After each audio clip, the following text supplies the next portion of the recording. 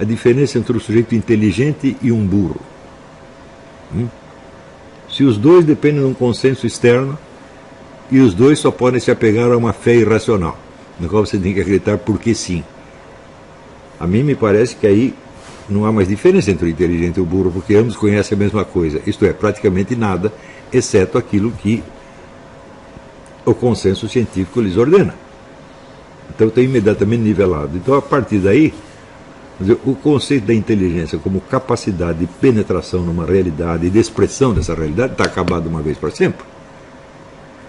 Mais ainda, o consenso científico ele é móvel. De ano para ano, as teorias se trocam e às vezes elas nos colocam num beco sem saída. Por exemplo, o sujeito começa a investigar baseado numa hipótese materialista de que tudo que existe é um negócio que ele chama matéria, embora ele não saiba exatamente definir. Primeiro ele define aquilo como algo que ocupa um lugar no espaço e depois ele vê que tem partículas que não ocupam lugar nenhum e não obstante existem. Existem por quê? Porque você verifica experimentalmente que elas existem. Elas se comportam de uma certa maneira que é até previsível. Não existe hipótese que tenham sido mais comprovadas experimentalmente do que as da física quântica. Mas por que a física quântica se chama quântico? De quantidade. Ele diz, bom, porque quando você vai dividindo os elementos que compõem a matéria, você chega até partículas ínfimas, você não sabe mais se elas existem ou não e de que elas são feitas. Você só sabe o quanto elas contêm, mas quanto do que? Não sabemos. Então, isso quer dizer que o que começa como um materialismo termina com um imaterialismo total. Nós sabemos que tudo que existe materialmente se compõe de partículas cuja materialidade nós não podemos sequer definir e não podemos afirmar, tá certo? E as quais nós só conhecemos pela medição do seu comportamento. Não sabemos o que elas são, não sabemos sequer se existem. E elas têm um modo de existência muito ambíguo, que ora parece existir, ora parece não existir. E, no entanto, vamos dizer, esta é a hipótese mais comprovada do universo. Nenhuma outra hipótese científica foi jamais testada tantas vezes quanto essa. Experimento atrás de experimento, os físicos quânticos provam que eles são capazes de prever o comportamento de certas partículas. E ela se comporta exatamente do jeito que foi previsto, e os experimentos sempre dão certo. Mas nós não sabemos sequer se nós podemos chamá-la de partícula, porque algo para ser parte de uma coisa tem que ela própria ser uma coisa, mas nós não sabemos sequer se as partículas são coisas. A esta altura, o que significa inteligência? Bom, a partir daí a inteligência só pode ser medida em termos de certas capacidades que são prezadas pelo quê? Pela classe científica. Por exemplo, você tem o raciocínio verbal, você tem o raciocínio espacial, você tem o raciocínio geométrico, o raciocínio matemático, etc, etc.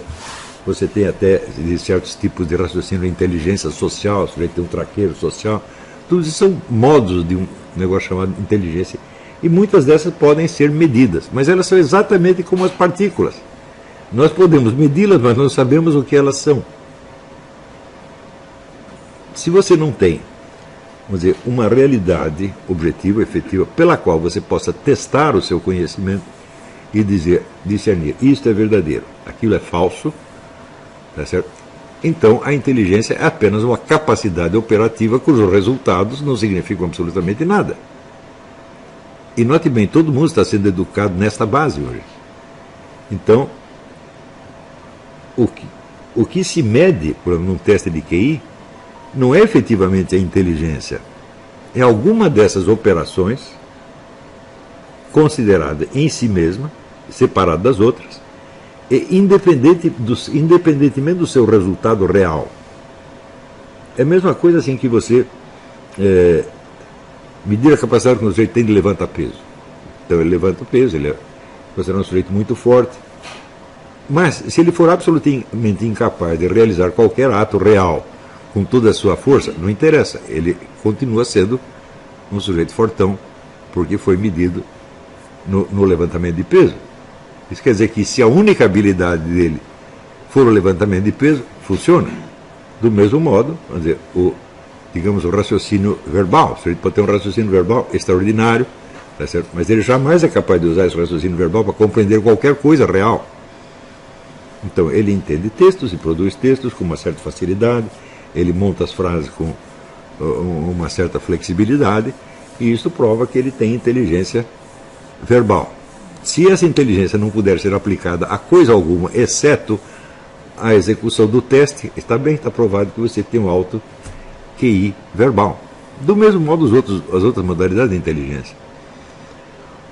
Se, ao contrário, nós exigimos da inteligência algo mais para que ela mereça esse nome, e nós dizemos o seguinte: só há inteligência onde existe uma capacidade de penetração e expressão da realidade das coisas.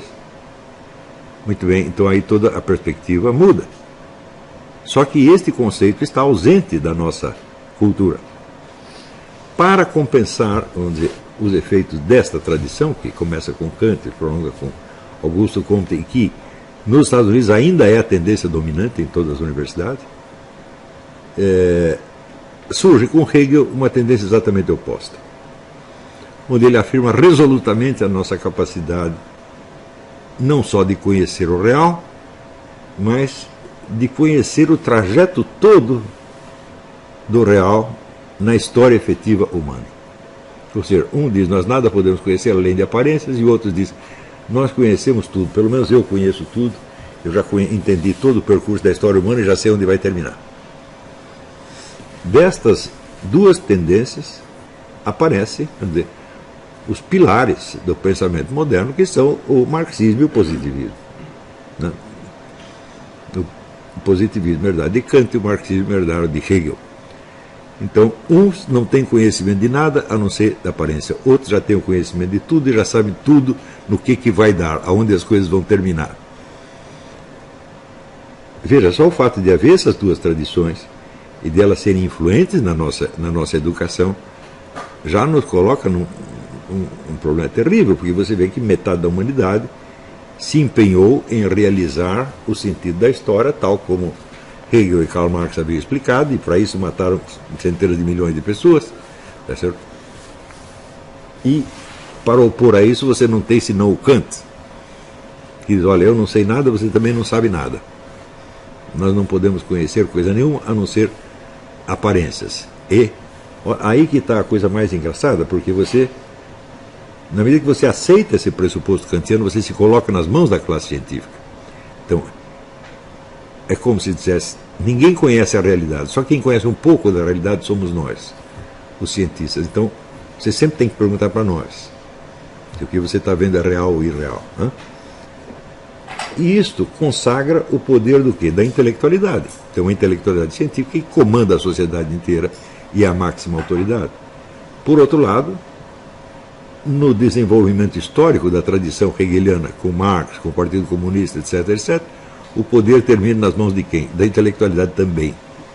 Então você tem dois caminhos pelos quais você consagra uma certa classe de pessoas que são intelectuais, tá certo? No poder, e tudo você tem que perguntar a eles. Ora, o que significa adestrar a inteligência de uma pessoa nesse contexto? Né? O que é uma pessoa inteligente dentro da tradição hegeliana ou dentro da tradição kantiana? Bom, dentro da tradição hegeliana, o sujeito mais inteligente que existiu foi Joseph Stalin, evidentemente. Por quê? Era o sujeito que conseguia fazer planos e realizá-los no sentido dos objetivos propostos na tradição, tá certo? E conseguia fazer isso com uma eficiência monstruosa. Stalin fez um plano de ocupar metade da Europa, tá certo? E conseguiu isso usando até o seu adversário, que era Adolf Hitler, o nazismo, manipulou o nazismo, e o resultado final da guerra foi o quê? Entregaram metade da Europa para a União Soviética. A União Soviética antes era um país falido, era um terceiro mundo. Quando termina a guerra, ela virou uma potência comparável aos Estados Unidos. Então, é claro que nós temos que concluir, o Stalin foi o maior estrategista de todos os tempos, porque a estratégia consiste em você articular um conjunto de ações para obter um certo resultado, e você vai medir, vamos dizer, a eficiência da estratégia pelo resultado obtido.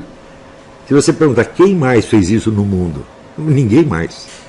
Se você pensar assim, pega os governantes dos vários países, pega Roosevelt, De Gaulle, Churchill, né?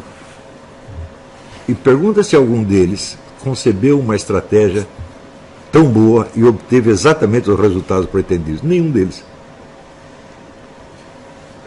Por exemplo, Churchill, se dissesse para eles, olha, o resultado de tudo que você está fazendo para defender o Império Britânico vai ser a liquidação do Império Britânico. Ele ficaria mortalmente ofendido, mas, no entanto, foi isso mesmo que aconteceu. Não é isso?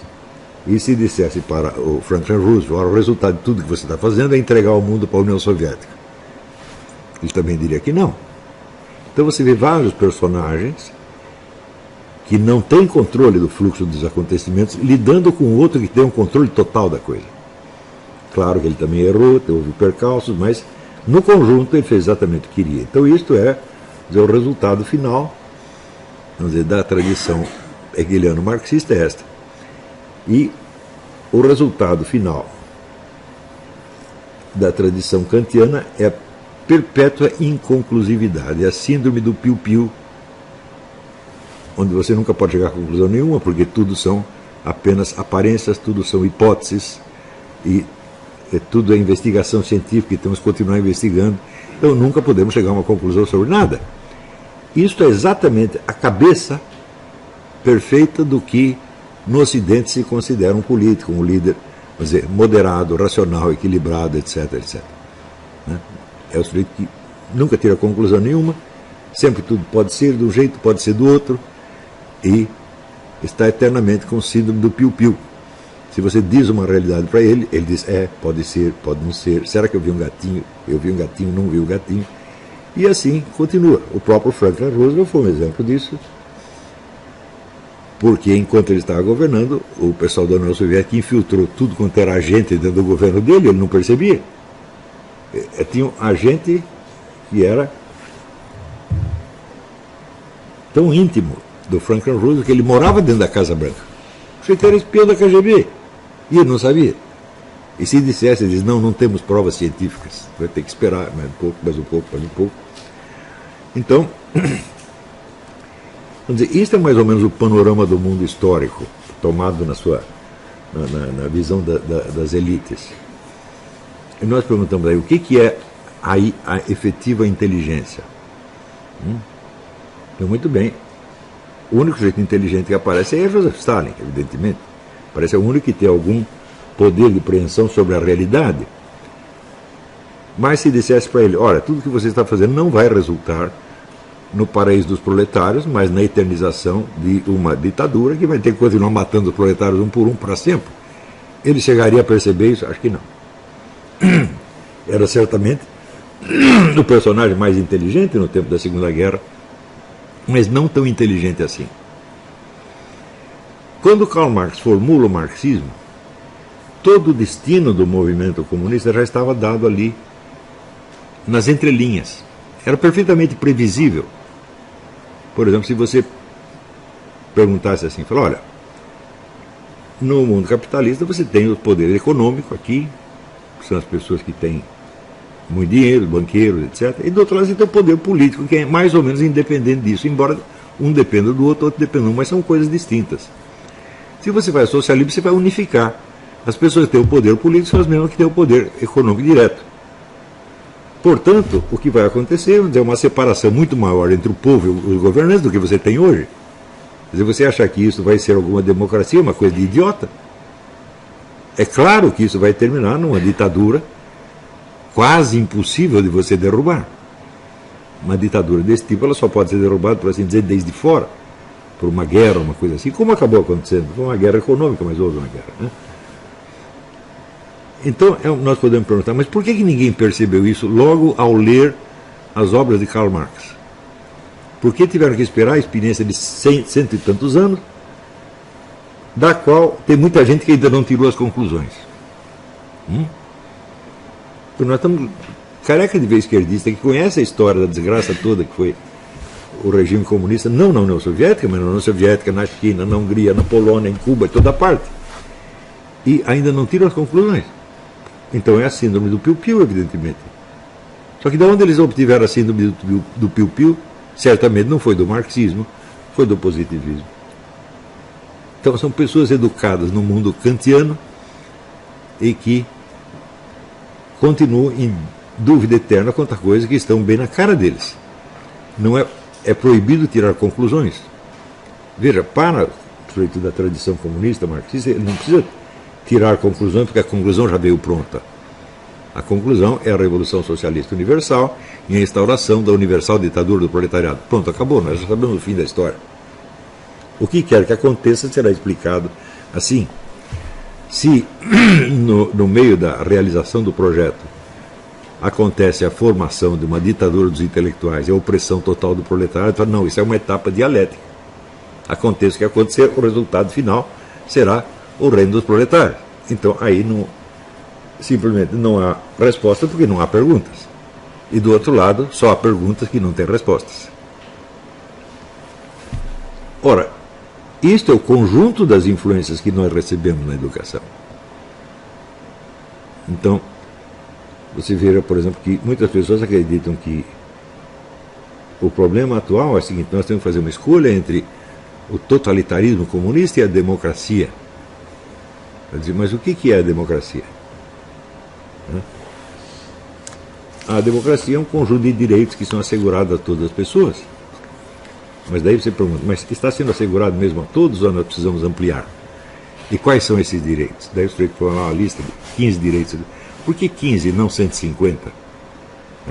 Então é preciso, como dizia Marlene Chauí, ampliar os direitos. Daí você amplia os direitos, à medida que você amplia os direitos, você precisa garantir os direitos.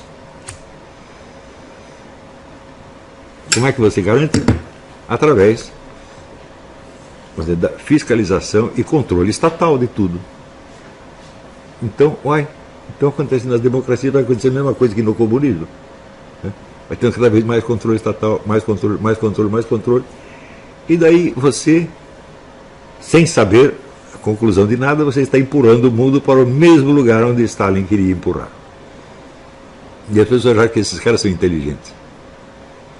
Então, eu vejo assim uma crise monstruosa da inteligência humana. Porque esses padrões são os mesmos que são passados para as crianças nas escolas.